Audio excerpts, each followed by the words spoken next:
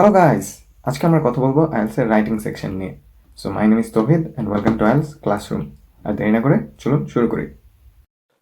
So IELTS writing অন্য তিনটে সেকশনের মতোই is scored out of a band of 9। আমাদেরকে এখানের মধ্যে দুইটা টাস্ক কমপ্লিট করতে হবে এবং আমাদের হাতে ঠিক 1 ঘন্টা সময় থাকবে এই টাস্কগুলো কমপ্লিট করার জন্য। তো চলুন দেখে আসি কি দুইটা টাস্ক আমাদেরকে কমপ্লিট করতে হবে আইএলস রাইটিং সেকশনে। যে টাস্ক 1টা থাকবে সেটা হচ্ছে একটা report writing task.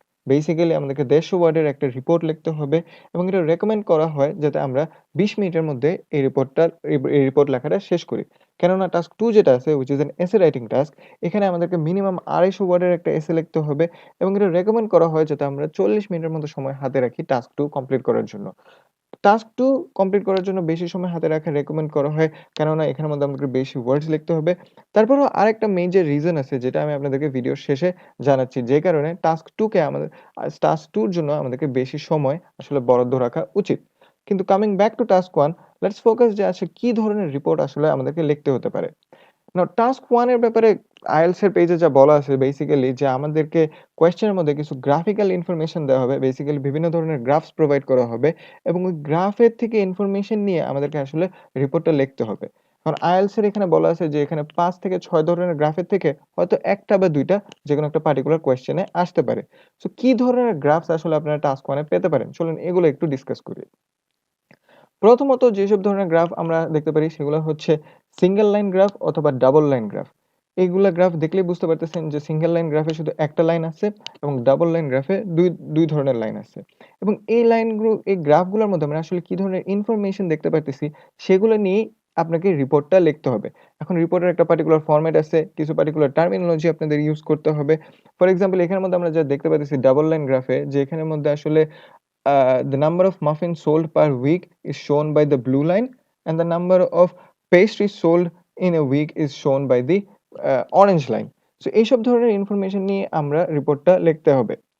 Other than line graph we can also see a pie chart অথবা একটা বার চার্ট। এখানে কিন্তু আমরা সেম ইনফরমেশনই দেখতেছি কিন্তু they are represented in a different format. So রিপোর্টটা যখন লিখবো তখন টার্মিনোলজি গুলো বা ফরম্যাটটা হয়তো একটু স্লাইটলি ডিফারেন্ট হবে compare to a line chart. Other than pie chart and bar chart আপনাদের হয়তো সেম ইনফরমেশনটা একটা টেবিলের মধ্যেও রিপ্রেজেন্ট করতে পারে। এখানে টেবিলটা যেটা দেখতে পাচ্ছেন এখানে কিন্তু সেম ইনফরমেশনই প্রোভাইড করা আছে কিন্তু in a tabular format. So the terminology অথবা রিপোর্ট ফরম্যাটটা হয়তো একটু স্লাইটলি ডিফারেন্ট হবে। এখন টেবিলের পাশাপাশি এসব আমরা আরেকটা কি পেতে পারি সেটা হচ্ছে একটা workflow process. Now workflow process is nothing, it's just a sequence of steps যেগুলো একটা পার্টিকুলার অর্ডারে এক্সিকিউট করলে আমরা একটা আউটকাম প্রোভাইড করতে পারবো। ফর এক্সাম্পল এখানে যে এক্সাম্পলটা আছে এটা হচ্ছে একটা সফটওয়্যার ডেভেলপমেন্টের রোড ম্যাপ। বেসিক্যালি এই প্রসেসগুলো ফলো করে একটা সফটওয়্যার ডেভেলপ করা হয়। সো এই যে এগুলো যে দেখতে পারতেছেন বিভিন্ন রকমের গ্রাফিক্যাল ইনফরমেশন, এগুলোর মধ্যে থেকেই হয়তো একটা দুইটা আপনি কোয়েশ্চেনে পাবেন ফর টাস্ক 1 এবং এগুলা থেকে আপনি যদি এক্সট্রা ইনফরমেশন নিয়ে একটা রিপোর্ট তৈরি করতে হবে যেটা কিনা কমপক্ষে 150 ওয়ার্ডের হতে হবে। এখন টাস্ক 1 এর পরে যেটা থাকবে সেটা হচ্ছে টাস্ক 2। টাস্ক 2 হচ্ছে একটা এসে রাইটিং টাস্ক এবং most of the topics almost all the topics এই টাস্ক 2 এর মধ্যে হবে ডিসকাশন টপিক। বেসিক্যালি আপনার মতামত জিজ্ঞেস করবে। এখানে কোনো রাইট বা রং আনসার থাকবে না। বেসিক্যালি আপনি যত সুন্দর মতো গুছিয়ে আপনার মতামত প্রকাশ করতে পারবেন তত আপনার ব্যান্ড স্কোর হাই হবে। এবং আরেকটা ইন্টারেস্টিং জিনিস হচ্ছে টাস্ক 2 আসলে weighs more in the final band score compare to task 1। এই জন্যই আমি আগে বলেছিলাম যে টাস্ক 2 এর জন্য আসলে বেশি টাইম বরাদ্দ রাখতে হবে।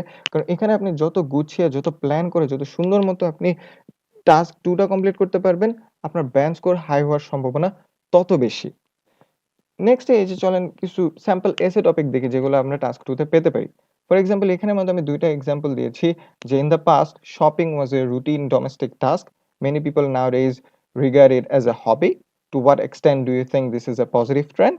আরেকটা হচ্ছে supermarkets should only sell food produced from within their own country rather than imports from overseas, what are your opinions on this.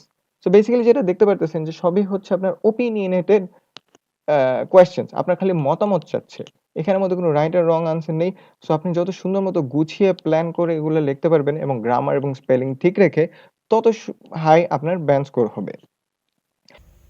So এতক্ষণ যা দেখলেন সেটা ছিল একটা brief overview of the IELTS writing section.